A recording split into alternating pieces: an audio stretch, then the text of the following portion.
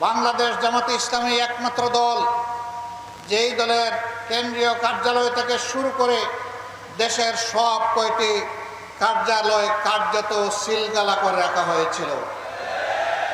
একমাত্র দল যেই দলটির নিবন্ধন কেড়ে নেওয়া হয়েছে। দুঃখের বিষয়, ফ্যাসিবাদ আপাতত বিদায় নিয়েছে, নিবন্ধনটা আমরা এখনো ফিরে পাইনি। এখন সেই নিবন্ধন ফিরে পাওয়ার জন্য আমাদেরকে আদালতে লড়াই করতে হচ্ছে। এটি বাংলাদেশের জন্য লজ্জার বিষয়। যাদেরকে দেশপ্রেমের কারণে, যাদেরকে অন্যায়ের কাছে, ফ্যাসিবাদের কাছে মাথা নত না করার কারণে যাদের নিবন্ধন কেড়ে নেওয়া হলো, তাদের নিবন্ধনটা পরিবর্তনের সাথে সাথেই তাদের হাতে ফেরত দেওয়া উচিত ছিল। আমাদের প্রতীক সহ ফেরত দিন। আমাদের উপর জুলুম করা হয়েছে।